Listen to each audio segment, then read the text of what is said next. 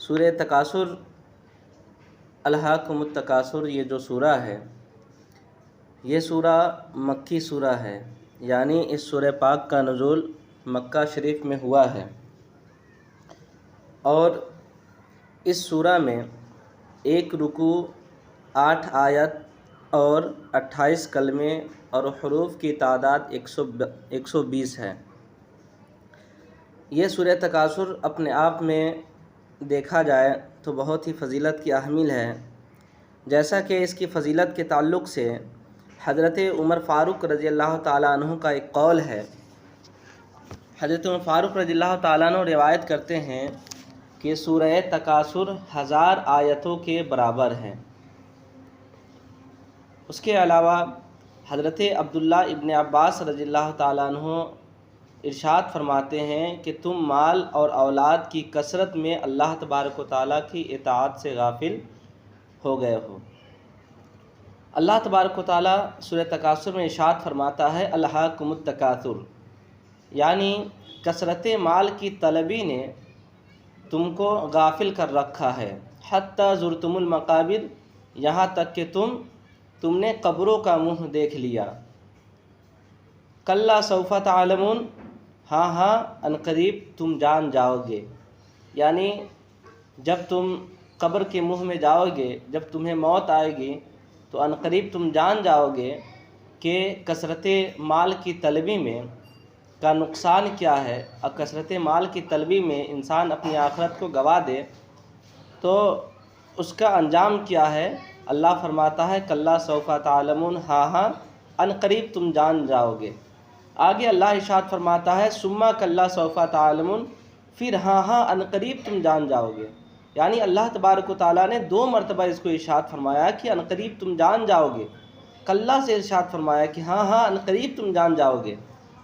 کلا لو تعلمون علم الیقین، ہاں اگر تم لوگ جانتے، یقین کے علم کے ساتھ تم جانتے کہ کثرت طلبی کا وبال کیا ہے، تو یقیناً تم لوگ کبھی بھی کثرت مال کی طلبی کی طرف متوجہ نہ ہوتے۔ آگے اللہ ارشاد فرماتا ہے لَتَرَوُنَّ الْجَحِيمَ، کہ یقیناً تم جہنم کو دیکھ لو گے۔ آگے ارشاد فرماتا ہے ثُمَّ لَتَرَوُنَّهَا عَيْنَ الْيَقِينِ، پھر یقیناً تم یقین کی آنکھوں سے تم جہنم کو دیکھ لو گے۔ جب تم جہنم کو دیکھو گے اپنی یقین کی آنکھوں سے، یعنی خود کی آنکھوں سے جب تم دیکھو گے تو تمہیں یقین ہو جائے گا کہ اللہ تبارک و تعالیٰ نے جو کثرت مال کی طلبی کے تعلق سے جتنے بھی چیزیں وبال کو بیان فرمایا تھا وہ تمام کے تمام حق تھا۔ اللہ رب العزت آگے آخری آیت میں ارشاد فرماتا ہے ثم لتسألن یومئذ عن النعیم، پھر یقیناً تم سے کل قیامت کے دن اللہ نے جو تم کو نعمتیں دی تھی ان تمام نعمتوں کے بارے میں تجھ سے سوال کیا جائے گا۔ یہ تو سورہ تکاثر کا ترجمہ ہوا۔ اب آئیے میں سورہ تکاثر کی جو فضیلت ہے، اس کی جو تفسیر ہے اس کو بیان کروں۔ الہاکم التکاثر، یعنی کثرت مال کی طلبی نے تجھے غفلت میں رکھا ہے۔ کثرت مال کی طلبی نے تجھے غفلت میں رکھا ہے، اس تعلق سے ضحاک نے کہا کہ تم کو معاش اور تجارت نے غافل رکھا ہے، یعنی انسان زندگی گزارنے اور معاش رزق کی تلاش میں اللہ تبارک و تعالیٰ کو انسان بھولا بیٹھا ہے۔ حضرت عبداللہ ابن عباس رضی اللہ تعالیٰ عنہ کا اس تعلق سے ایک قول ہے الہاکم التکاثر کے بارے میں۔ حضرت عبداللہ ابن عباس رضی اللہ تعالیٰ عنہ فرماتے ہیں کہ یہ آیت قریش کے 2 گروہ کے تعلق سے نازل ہوئی۔ وہ 2 گروہ یہ تھے، ایک گروہ کا نام بنو عبد مناف اور ایک گروہ کا نام بنو سہم تھا۔ یہ دونوں آپس میں عداوت رکھتے تھے اور ایک دوسرے کو کہتے تھے کہ ہم تعداد میں زیادہ ہیں، ہم سرداری میں زیادہ ہیں، یعنی ایک دوسرے پر فخر کرتے تھے۔ حضرت عبداللہ ابن عباس نے فرمایا کہ اللہ نے جو یہ فرمایا کہ الہاکم التکاثر، کثرت طلبی نے تمہیں غفلت میں ڈال دیا ہے، اس آیت میں کے تعلق سے ایک بات سماعت کریں۔ کثرت مال اور کثرت اولاد کی طلبی، یہ کثرت اولاد اور کثرت مال کی طلبی یہ کرنا ممنوع اس وقت ہے کہ جب انسان کو زیادہ مال کو طلب کرنے اور زیادہ بچوں کی طلب کرنے انسان اس پر گھمنڈ کرنے لگے اور گھمنڈ کر کے اللہ کو بھلا بیٹھے تو یہ کثرت طلبی منع فرمایا گیا ہے۔ لیکن مال میں کثرت کی طلب جو ہوتا ہے نا، مال میں کثرت کی طلب، یعنی ہم یہ چاہیں کہ ہم کروڑوں روپیہ کمانے لگیں، ہم 10,000 روپیہ کمائیں، ہم 20,000 کمائیں، لاکھ روپیہ کمائیں، تو یہ کثرت مال کی جو طلبی ہے، یہ کثرت مال کی طلبی ہلاکت کا باعث کب ہوگا؟ یہ اسی وقت ہوگا کہ جب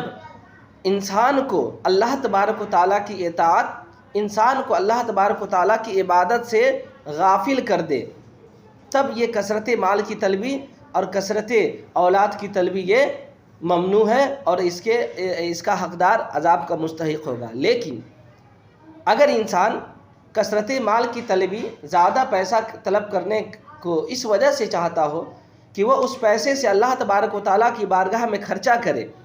وہ اللہ تبارک و تعالیٰ کو راضی کرنے کے لیے بہت ساری چیزیں کرے، صدقہ کرے، خیرات کرے، یعنی کثرت مال کی طلبی اس طریقے سے کرے انسان کہ اللہ تبارک و تعالیٰ کو نہ بھلائے، نماز پڑھے، روزہ رکھے، حج کرے، زکوٰۃ دے اور غریب پروی کرے، ہر چیز کو کرتے ہوئے اگر انسان کثرت مال کی طلبی کرتا ہے تو یہ کثرت مال کی طلبی کرنا انسان کے لیے مذموم اور برا نہیں ہے، بلکہ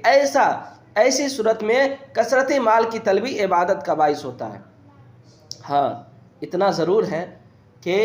کثرت مال کی طلبی انسان کو غافل کر دیتا ہے۔ یہ حقیقت ہے کہ انسان جب زیادہ مال حاصل کرنے کی کوشش کرتا ہے تو وہ مال کی طلب کی کثرت اور اس کی طلب انسان کو اللہ تبارک و تعالیٰ کی عبادت سے غافل کر دیتا ہے۔ اسی وجہ سے اللہ تبارک و تعالیٰ نے الہاکم التکاثر کہا، یعنی کثرت مال کی طلبی تجھے غافل کر رکھا ہے۔ تو آپ جان گئے نا یہاں پر مسئلہ کیا واضح ہوا کہ کثرت مال کی طلبی اگر اللہ تبارک و تعالیٰ اور اس کے رسول کو راضی کرتے ہوئے اگر ہوگا تو وہ باعث عبادت اور باعث ثواب ہوگا۔ لیکن اگر کثرت مال کی طلبی اس بنیاد پر اس طرح کرے انسان کہ وہ کثرت مال کی طلبی اللہ کی عبادت سے غافل کر دے تو پھر وہ برا، غلط اور عذاب کا باعث نہ ہوگا۔ اسی طریقے سے انسان کثرت اولاد کی طلبی کرنا، اگر انسان کثرت اولاد کی طلبی اس طریقے سے کرے، یہ نیت سے کرے کہ ہماری نسل آگے بڑھے، تو نیت بخاری شریف کی حدیث ہے نا، انما الاعمال بالنیات، کہ بے شک اعمال کا دار و مدار نیت پر ہوتا ہے۔ تو اگر انسان یہ نیت کر کے اپنے بچوں کی تعداد کو بڑھائے، شادی کرے اور بچے کی پیدائش کروائے اور بچے کی تعداد کو بڑھائے، تو اگر اس کی نیت یہ ہو کہ اس کا نسل آگے بڑھے تو پھر یہ نیت اس کے لیے باعث ثواب نہ ہوگا۔ ہاں، لیکن اگر یہ نیت اگر انسان کے اندر ہو جائے کہ کل قیامت کے دن میرے آقا صلی اللہ تعالیٰ علیہ وسلم نے جیسا کہ فرمایا کہ کل قیامت کے دن تم لوگوں کی تعداد کی وجہ سے ہم دوسرے نبی کی امت پر فخر کریں گے، دوسرے نبی پر فخر کریں گے، اس وجہ سے تم شادی کرو اور بچوں کی تعداد کو آگے بڑھاؤ۔ تو اگر ہماری یہ نیت ہو کہ ہمارے آقا ہماری وجہ سے کل قیامت کے دن دیگر نبیوں پر فخر محسوس کریں گے، اگر ہماری یہ نیت ہو تو ہمارے بچے کی پیدائش کرنا اور بچوں کی تعداد کو بڑھانا، نسل کو آگے بڑھانے کے لیے بچے کی پیدائش کرنا، یہ باعث ثواب ہوگا، باعث مستحسن ہوگا، اچھا کام ہوگا۔ لیکن اگر نیت الگ ہو کہ ہم اس کی وجہ سے آگے چل کر کے ہم لوگوں پر فخر کریں گے کہ ہمارے پاس اتنے بچے ہیں، ہمارے پاس اتنے بیٹے ہیں، تو پھر وہ باعث ثواب نہ ہوگا۔ جیسا کہ حضرت معقل بن یسار رضی اللہ تعالیٰ عنہ بیان فرماتے ہیں کہ ایک شخص، یہ ترمذی شریف کی حدیث ہے، حضرت معقل بن یسار رضی اللہ تعالیٰ عنہ بیان کرتے ہیں کہ ایک شخص حضور صلی اللہ تعالیٰ علیہ وسلم کے پاس آیا اور کہا، یا رسول اللہ، مجھے ایک ایسی عورت ملی ہے جس کا خاندان بہت اچھا ہے، جو بہت ہی خوبصورت ہے اور اس کی اولاد نہیں ہوتی ہے، یا رسول اللہ کیا میں اس عورت سے شادی کر لوں؟ میرے آقا نے منع فرمایا۔ پھر دوسری مرتبہ وہ انسان آیا، آنے کے بعد کہا، یا رسول اللہ کیا میں اس لڑکی سے پھر شادی کر لوں؟ میرے آقا فرماتے کہ نہیں۔ جب تیسری بار وہ انسان آیا اور آنے کے بعد کہا، یا رسول اللہ میں اس لڑکی سے شادی کرنا چاہتا ہوں، کیا آپ مجھے اجازت دیتے ہیں؟ تو میرے آقا نے فرمایا اے انسان تم اس عورت سے شادی کرو جو محبت کرنے والی ہو اور زیادہ بچہ پیدا کرنے والی ہو، اور کیونکہ میں تمہاری کثرت کی وجہ سے کل قیامت کے دن دوسری امت پر فخر کروں گا۔ اس سے پتہ کیا چلا؟ اگر ہماری نیت یہ ہو کہ ہماری وجہ سے ہمارے نبی کل قیامت کے دن فخر محسوس کریں گے دیگر نبیوں کی امت پر، تو پھر بچوں کی تعداد بڑھانا، شادی کرنا اور بچے کی پرورش وغیرہ کرنا تمام مستحسن ہوگا۔ یہاں پر دو چیزیں ہیں، کثرت مال یعنی زیادہ مال کو حاصل کرنا اور زیادہ بچوں کی طلب کرنا۔ تو زیادہ بچوں کو حاصل کرنے کے بارے میں بتا دیا کہ زیادہ بچوں کی طلب کرنا اگر ہمارے نبی کو راضی کرنے، خوش کرنے کے لیے ہو تو یہ پھر باعث مستحسن ہے، اور زیادہ مال کی طلب کرنا یہ اس وقت ہلاکت کا باعث ہوگا، اس وقت ہلاکت کا باعث ہوگا کہ جب اس کثرت مال کی طلبی انسان کو اللہ کی عبادت سے روک دے، اللہ کی عبادت سے غافل کر دے، تب وہ مذموم اور برا اور کل قیامت کے دن سزاوار کا وہ انسان مستحق ہوگا۔ لیکن کثرت مال اگر انسان کو غافل کر دے تو پھر کل قیامت کے دن اسے سزا دی جائے گی، جیسا کہ کثرت مال کی حرص کی مذمت میں اللہ تبارک و تعالیٰ نے ارشاد فرمایا۔ سورہ منافقون کی آیت مبارکہ ہے، سورہ منافقون کی آیت نمبر 9 ہے، اس کو پردہ ہٹاؤ، سورہ منافقون کی آیت نمبر 9 ہے۔ اللہ رب العزت ارشاد فرماتا ہے، یا ایھا الذین آمنوا لا تلہکم اموالکم ولا اولادکم عن ذکر اللہ ومن یفعل ذلک فاولئک هم الخاسرون، کہ اے ایمان والو کہ تمہارے مال اور تمہاری اولاد تمہیں ہلاکت میں نہ ڈال دے، تمہارے مال اور تمہاری اولاد تمہیں ہلاکت میں مت ڈال دے، تمہیں نہ ڈال دے، اللہ کے ذکر سے تجھے غافل نہ کر دے، یعنی تمہارے مال اور تمہاری اولاد اللہ کے ذکر سے تمہیں غافل نہ کر دے، اور جس نے ایسا کیا تو وہ لوگ نقصان اٹھانے والوں میں سے ہے۔ آگے اللہ تبارک و تعالیٰ سورہ تغابن میں آیت نمبر 14 سے 15 تک کی آیت میں اللہ ارشاد فرماتا ہے، یا ایھا الذین آمنوا ان من ازواجکم واولادکم عدوا لکم فاحذروہم وَإِن تَعْفُوا وَتَصْفَحُوا وَتَغْفِرُوا فَإِنَّ اللَّهَ غَفُورٌ رَحِيمٌ انما اموالکم واولادکم فتنۃ واللہ عندہ اجر عظیم۔ اللہ ارشاد فرماتا ہے، سورہ تغابن کی آیت ہے، اے ایمان والو بے شک تمہاری بیویاں، تمہاری اولاد میں سے کچھ جو ہے، یعنی کچھ اولاد اور تمہاری کچھ بیویاں یہ تمہارے دشمن ہے۔ دشمن اللہ تبارک و تعالیٰ نے قرآن میں فرمایا، یہ دشمن کب ہوگا؟ جب یہ بچے، یہ اولاد، یہ بیویاں، یہ مال اللہ کے ذکر سے غافل کر دے، تب یہ چیزیں یہ تمہارے لیے دشمن کا باعث ہوگا۔ اگر اللہ کے ذکر سے، اللہ کی عبادت سے یہ بچے، یہ اولاد، یہ بچے اور یہ مال و دولت اگر اللہ کے ذکر سے غافل نہ کرے گا تو پھر یہ تمہارے دشمن نہیں ہے بلکہ یہ تمہارے محبوب ہیں۔ آگے اللہ ارشاد فرماتا ہے، فاحذروہم، یہ تمہارے جو کچھ لوگ، تمہارے بچے، تمہاری بیویاں جو دشمن ہے، فاحذروہم، تم اس کو چھوڑ دو، چھوڑ دینے کا حکم دیا گیا ہے۔ آپ جان لیں یہ تمام کی تمام چیزیں دنیا میں رہ جانے والی ہیں، ہر انسان کا اپنا عمل قیامت کے دن جانا ہے۔ ہم اپنے بچوں کے لیے، ہم اپنے بال بچوں کے لیے ایسا نہ ہو کہ ہم اللہ کو بھلا بیٹھے، اور اللہ کو بھلا بیٹھے تو ہمارے دنیا میں یہ ہمارے بچے جب اپنے نہیں ہو پاتے ہیں تو کل قیامت کے دن ہمارے بچے ہمارے کیسے ہو پائیں گے؟ آگے اللہ ارشاد فرماتا ہے، وَإِن تَعْفُوا، اگر تم چاہو تو اسے درگزر کر دو، وَتَصْفَحُوا، اور درگزر کر دو، معاف کر دو، وَتَغْفِرُوا، معاف کر دو، فَإِنَّ اللَّهَ غَفُورٌ رَحِيمٌ، بے شک اللہ تبارک و تعالیٰ بخشنے والا مہربان ہے۔ آگے ارشاد فرماتا ہے، اِنَّمَا أَمْوَالُكُمْ وَأَوْلَادُكُمْ فِتْنَةٌ، کہ بے شک تمہارے مال، تمہارے اولاد یہ تمام کے تمام فتنے ہیں، آزمائش کی گھڑی ہے۔ وَاللَّهُ عِندَهُ أَجْرٌ عَظِيمٌ، بے شک اللہ تبارک و تعالیٰ کے نزدیک بہت ہی بڑا اجر ہے۔ پتہ کیا چلا؟ یہ تمام کے تمام چیزیں، فتنہ، دشمن ہمارے لیے ضرر کا باعث اس وقت ہوگا جب یہ مال، یہ بچے، یہ بیویاں ہمارے لیے اللہ کی عبادت سے اگر ہمیں غافل کرتے ہیں تو یہ تمام کے تمام چیزیں یہ ہمارے دشمن اور ہمارے لیے فتنہ کا باعث بنے گا۔ لیکن یہ تمام بچے، یہ بیویاں، یہ مال و دولت اگر ہم کو اللہ کے ذکر سے غافل نہیں کرتا ہے تو پھر یہ ہمارے لیے ہمارے لیے غلط نہیں ہوگا، بلکہ ہمارے لیے عبادت کا ذریعہ بن جائے گا، ہمارے لیے عبادت کا راستہ بن جائے گا۔ جیسا کہ آپ نے ایک حدیث پاک میں سنا ہوگا کہ بیوی کو ایک محبت سے اس کے منہ میں ایک لقمہ کھلانا بھی یہ صدقہ ہے۔ یہ صدقہ کب ہوگا؟ جب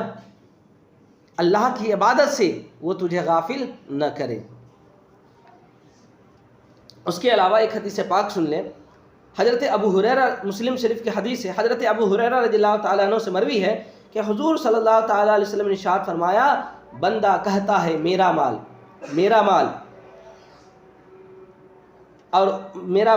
مال، اس کے لیے تو اس کے مال میں سے صرف 3 چیزیں ہیں جو اس کے مال ہیں۔ وہ 3 چیزیں کیا ہیں؟ جو اس نے کھایا اور کھا کر کے ختم کر دیا،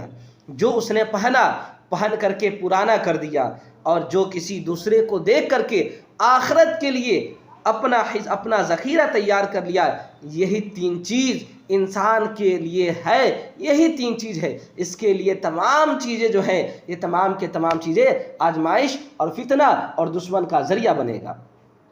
یہ 3 چیزیں کیا ہے؟ جو اس نے کھایا ختم کر دیا، جو پہنا، یہ کپڑے جو ہیں جو پہن کر کے بوسیدہ کر دیا، اور اس کے علاوہ اور انسان اپنے ہاتھ سے صدقہ کیا، خیرات کیا، آخرت کے لیے ذخیرہ کیا، تو یہ ذخیرہ کرنا کل قیامت کے دن اس کو باعث فخر ہوگا اور اسی کے لیے باعث ثواب کا کام بنے گا۔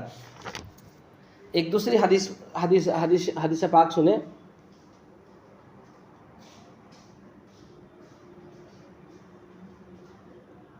ایک دوسرے حدیث پاک میں حضرت عمرو بن عوف رضی اللہ تعالیٰ عنہ روایت کرتے ہیں کہ رسول اللہ صلی اللہ تعالیٰ علیہ وسلم نے ارشاد فرمایا کہ بہت ہی دردناک حدیث میں آپ کو بیان کرنے جا رہا ہوں، بہت ہی ایسی حدیث میرے حساب سے آپ نے کبھی نہیں سنا ہوگا۔ حضرت بخاری شریف کی حدیث سے حضرت عمرو بن عوف رضی اللہ تعالیٰ عنہ روایت کرتے ہیں کہ رسول اللہ صلی اللہ تعالیٰ علیہ وسلم نے ارشاد فرمایا، خدا کی قسم مجھے تمہارے غریب ہونے کا اندیشہ نہیں ہے۔ کیا فرمایا؟ خدا کی قسم، میرا آقا فرماتے ہیں خدا کی قسم مجھے تمہارے غریب ہونے کا اندیشہ نہیں ہے، لیکن مجھے اس بات کا ڈر ہے کہ دنیا تم پر کشادہ نہ ہو جائے، یعنی دنیا تمہارے پر کھل نہ جائے کہ تم دنیا میں پڑ جاؤ اور اللہ کے ذکر سے غافل ہو جاؤ۔ مجھے اس بات کا خوف ہے، تم غریب ہوگے یا امیر ہوگے، مجھے اس بات کا خوف نہیں ہے۔ تم غریب ہو جاؤ گے لیکن اللہ کے ذکر سے تم غافل نہیں ہو تو تم بہت بڑے مالدار ہو، لیکن مجھے تمہیں اس بات کا خوف ہے کہ کہیں ایسا نہ ہو کہ دنیا تمہارے لیے کشادہ ہو جائے، یہ دنیا تمہارے لیے کشادہ ہو جائے اور تم دنیا میں گھس جاؤ اور دنیا میں گھستے چلے جاؤ یہاں تک کہ اللہ کو بھی بھلا دو اور آخرت کو بھی بھلا بیٹھو۔ میرا آقا فرماتے ہیں جیسے کہ تم سے پہلے والوں لوگوں نے آخرت کو بھلا دیا، مجھے ڈر ہے کہیں تم آخرت کو نہ بھلا دو، جیسے تم سے پہلے والے لوگوں کو سزا اور عذاب دیا جائے، کہیں ایسا نہ ہو کہ آج تمہیں بھی انہی کے نقش قدم پر چلنے کے باعث تجھے عذاب دیا جائے۔ اس کے علاوہ میرا آقا صلی اللہ تعالیٰ علیہ وسلم نے ارشاد فرمایا، حضرت مسند امام احمد کی حدیث پاک ہے، حضرت ابو ہریرہ رضی اللہ تعالیٰ عنہ سے مروی ہے، میرا آقا فرماتے ہیں کہ مال و اسباب کی کثرت کی وجہ سے مالداری نہیں ہوتی ہے۔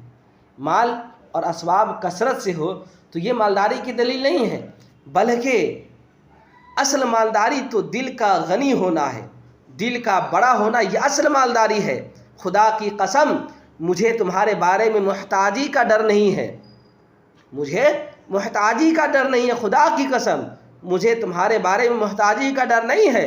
لیکن مجھے تمہارے بارے میں اس بات کا خوف ہے کہ تم کثرت مال کی ہوس میں مبتلا ہو جاؤ اور آخرت اور اللہ کو بھلا بیٹھو، جس کے باعث تمہارا ٹھکانہ جہنم ہو جائے۔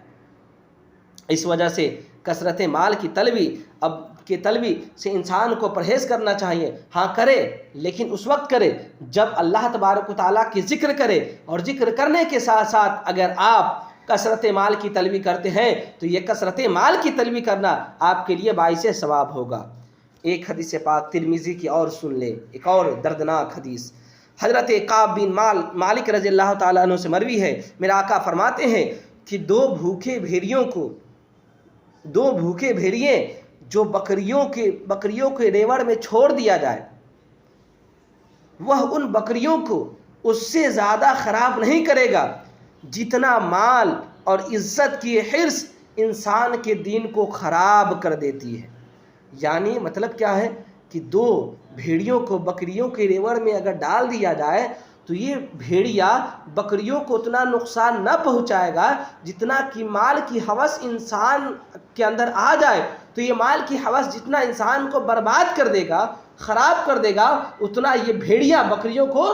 نقصان نہیں پہنچا سکتا ہے۔ حتیٰ زرتم المقابر،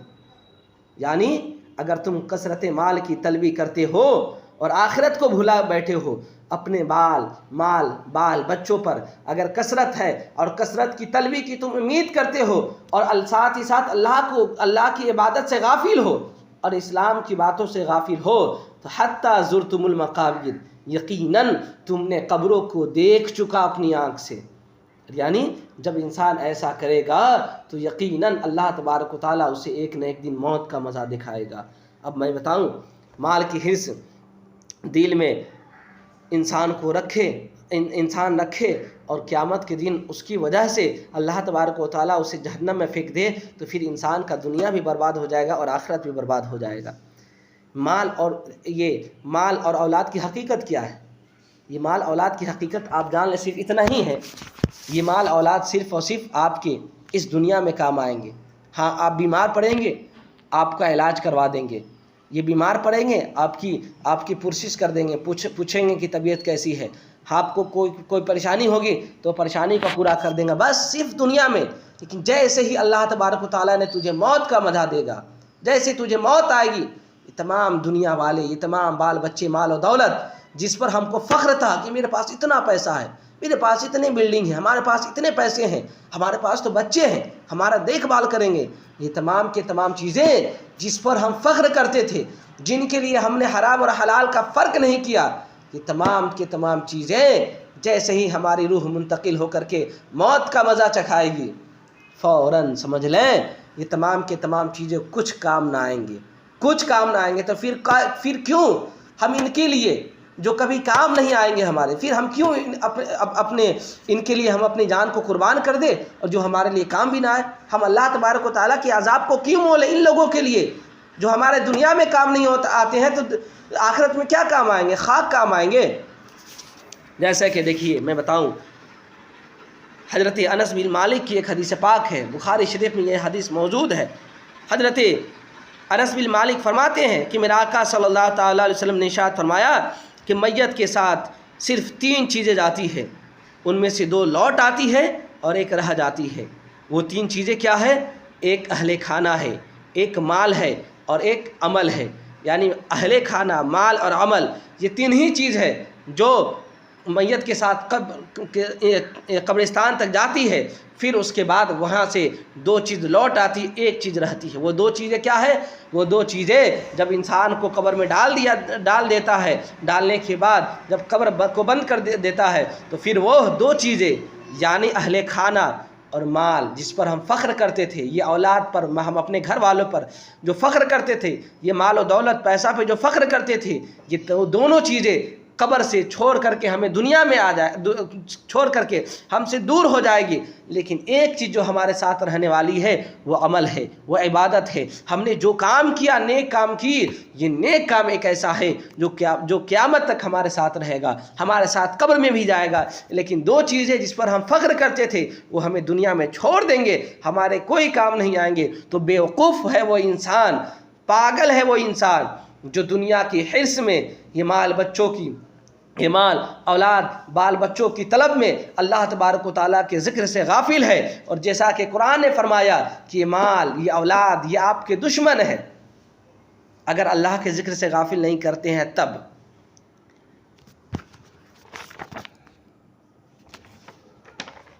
جیسا کہ میں بتاؤں، عورتوں کا قبر میں قبروں کے پاس جانا ہے نا، حتیٰ زرتم المقابر، یہاں تک کہ تم قبروں کی زیارت کرو گے، قبروں کو دیکھو گے۔ اب قبروں کے دیکھنے کا مطلب کیا ہے؟ عورت کا قبر کو دیکھنا یعنی قبر کے پاس جانا، مزار پہ جانا یا اور کہیں جانا، یہ تمام کے تمام چیزیں مکروہ ہیں، یعنی عورت مزار پر نہیں جا سکتی ہے۔ لیکن فی زمانے نا جتنی برائیاں پھیل گئی ہے، جتنی بے حیائیاں پھیل گئی ہے، اس زمانے میں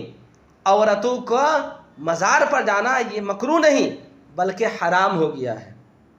کیوں؟ کیونکہ عورتیں جاتی ہیں ایسے ایسے ڈریس پہن کے جاتی ہیں کہ جس کی وجہ سے ان عورتوں کے تمام حصہ جو چھپانے کی چیز ہے یہ تمام حصہ دکھنے لگتے ہیں، ایسے ایسے لباس پہنتے ہیں، اتنے سارے زینت کے سامان پہن کر کے جاتے ہیں، اتنے سارے فیشن کے جو چیزیں ہیں اتنے سارے چیزیں لگا کر کے جاتے ہیں، یوز کر کے جاتے ہیں، اور جا کر کے برائی بے حیائی پھیلاتے ہیں۔ ایسی صورت میں آج کے اس دور میں کہوں فتویٰ یہ ہے کہ آج کے اس دور میں قبروں کی زیارت کرنا عورتوں کے لیے حرام ہے۔ قبر کی زیارت کی جو اجازت دی گئی تھی پہلے تو منع کیا گیا تھا، پھر بعد میں جو قبروں کی اجازت دی گئی تو قبروں کی زیارت کی اجازت اس وجہ سے دی گئی تاکہ جو انسان اللہ تبارک و تعالیٰ کی عبادت سے غافل ہے تو وہ قبر کے پاس جائے، قبرگاہ میں قبرستان جائے، جا کر کے اپنی پچھلے گناہوں کو یاد کرے، اور پچھلے گناہوں کو یاد کر کے اپنے اوپر ملامت کرے اور اللہ کا خوف اپنے دل میں بیٹھا۔ اس لیے قبر کی زیارت کرنے کی اجازت دی گئی تھی، لیکن آج یہ چیزیں ہمارے درمیان نہیں ہیں، تو عورتوں کو بدرجہ اولا اس دور میں جتنی بھی حیائی اور برائیاں پھیل رہی ہیں اس دور میں عورتوں کا قبر پر جانا یہ حرام ہے۔ کلا سوف تعلمون کہ ان قریب، ہاں ان قریب تم جان جاؤ گے، یعنی کیا جان جاؤ گے؟ اس کے بارے میں دو قول ہیں۔ ایک قول یہ ہے، حضرت عبداللہ ابن عباس رضی اللہ تعالیٰ عنہ فرماتے ہیں کہ آیت نمبر 3 یعنی کلا سوف تعلمون، ہاں ان قریب تم جان جاؤ گے، اس کا مطلب یہ ہے کہ ان قریب تم جان جاؤ گے، اس تفاخر کا عذاب جو قبر میں نازل ہوگا، یعنی قبر میں جو نازل ہوگا ان قریب تم جان جاؤ گے، یعنی قبر میں تم کو کیا ہوگا۔ اس کے بعد کلا ثم کلا سوف تعلمون، ہاں پھر تم جان جاؤ گے، اس سے مراد یہ ہے کہ قبر کے بعد جب اٹھیں گے تو اٹھنے کے بعد جو حال ہوگا اس کے بارے میں تم جان جاؤ گے۔ اور ایک قول یہ ہے کہ ہاں ان قریب تم جان جاؤ گے، یہ ان قریب جان جاؤ گے کا مطلب اس سے مراد یہ ہے کہ انسان کو جب موت آئے گی تو موت کے وقت جو پریشانی ہوگی ہے نا، اس پریشانی کو تم جان جاؤ گے۔ ثم کلا سوف تعلمون، پھر ہاں تم ان قریب جان جاؤ گے۔ اس سے مراد یہ ہے کہ قبر کے بعد جب قبر میں جب لٹا دیا جائے گا، اس کے بعد جب اٹھانے کا معاملہ آئے گا، جب قیامت کی گھڑی ہوگی، وہ مراد ہے، یعنی موت اور موت کے بعد قبر سے اٹھانے کے بعد کا مسئلہ مراد ہے۔ اچھا، یقیناً جانیں اللہ تبارک و تعالیٰ نے انسان کو جتنی بھی نعمتیں دی ہیں یہ تمام نعمتوں کا ایک نہ ایک دن سوال ہوگا۔ ہاتھ ہے، پیر ہے، چہرہ ہے، آنکھ ہے، جتنی بھی چیزیں، پیسہ، مال و دولت، گھر بار، سب چیز، جتنی بھی نعمتیں ہیں یہ نعمتیں اللہ تبارک و تعالیٰ ایک نہ ایک دن کل قیامت کے دن ضرور پوچھے گا۔ جیسا کہ اللہ تبارک و تعالیٰ سورہ بنی اسرائیل میں ارشاد فرماتا ہے، آیت نمبر 36 کی آیت ہے، اللہ تبارک و تعالیٰ ارشاد فرماتا ہے وَلَا تَقْفُ مَا لَيْسَ لَكَ عِلْمٌ إِنَّ السَّمْعَ وَالْبَصَرَ وَالْفُؤَادَ كُلُّ أُولَئِكَ كَانَ عَنْهُ مسؤولا، کہ اس بات کے پیچھے نہ پڑ جس کا تجھے علم نہیں، بے شک کان اور آنکھ اور دل ان سب سے کل قیامت کے دن پوچھا جائے گا۔ حدیث پاک سنیں، ترمذی شریف کی ایک حدیث پاک ہے، حضرت عبداللہ ابن مسعود رضی اللہ تعالیٰ عنہ سے مروی ہے، میرے آقا صلی اللہ تعالیٰ علیہ وسلم نے ارشاد فرمایا کہ قیامت کے دن انسان کی قدم پیچھے نہیں ہٹیں گے یہاں تک کہ ان سے 5 چیزوں کا سوال کیا جائے گا۔ پہلا چیز، اس کے عمر کے بارے میں سوال ہوگا کہ بتا میں نے تجھے عمر دی، عمر کو کس چیز میں تو نے خرچ کی۔ دوسرا چیز، اس کے جوانی کے بارے میں پوچھا جائے گا کہ میں نے تجھے جوانی دی، بتا اس جوانی کو تم نے کہاں گزاری۔ تیسری چیز کہ اس کے مال کے بارے میں پوچھا جائے گا کہ بتا تو نے یہ مال لایا تو مال کہاں سے لایا۔ چوتھی چیز، اور مال لایا تو کہاں خرچ کیا۔ پانچویں چیز، اس کے علم کے بارے میں پوچھا جائے گا کہ اس پر کہ میں نے تجھے علم دیا، علم سکھایا کہ تم نماز پڑھو، تم روزہ رکھو، جھوٹ مت بولو، غیبت مت کرو، ہم نے تجھ کو علم دیا تو بتا تو نے اس پر کتنا عمل کیا۔ ان 5 چیزوں کے بارے میں سوال ہوگا۔ یقیناً جانیں عزیزان ملت اسلامیہ، یقیناً جانیں یہ تمام کے تمام چیزیں جو ہے نا، یہ کثرت مال کی طلبی کرنا، اس سورہ کا خلاصہ یہ ہے کہ آج کثرت مال کی طلبی جو ہے، زیادہ مال کی طلبی اور یہ بال بچے جس کی وجہ سے ہم اور آپ بہت سارے حلال اور حرام کے درمیان فرق نہیں پیدا کرتے ہیں اور آخرت کو مول لیتے ہیں، یہ تمام کے تمام چیزیں ہمارے کام نہیں آنے والے ہیں۔ اگر آنے والی ہے تو اللہ کی عبادت آنے والی ہے، اللہ کام آنے والا ہے۔ اس کے علاوہ جتنی بھی نیک چیزیں ہیں، نیک عبادت ہے، یہ تمام کے تمام چیز کام آنے والے ہیں۔ اور یقیناً جان لیں یہ مال، یہ اولاد، یہ بال بچے اور دنیا کی زینت، دنیا کے آرائش، دنیا کی ساری نعمتیں، یہ فائدہ مند اور کامیاب اسی وقت ہوگا جب انسان یہ تمام چیزیں اللہ کو راضی کرتے ہوئے اور اللہ کے ذکر سے غافل نہ ہو کر کے، اللہ کی عبادت کر کے، اسلام کی باتوں پر عمل کر کے اگر انسان یہ تمام چیزوں کو اپناتا ہے، مال کو بھی اپناتا ہے، کثرت مال کو بھی حاصل کرتا ہے، بال بچوں کی پرورش کرتا ہے، بال بچوں کو آگے بڑھانے کی سوچتا ہے، اگر یہ کثرت مال کی طلبی اگر انسان کو اللہ کی عبادت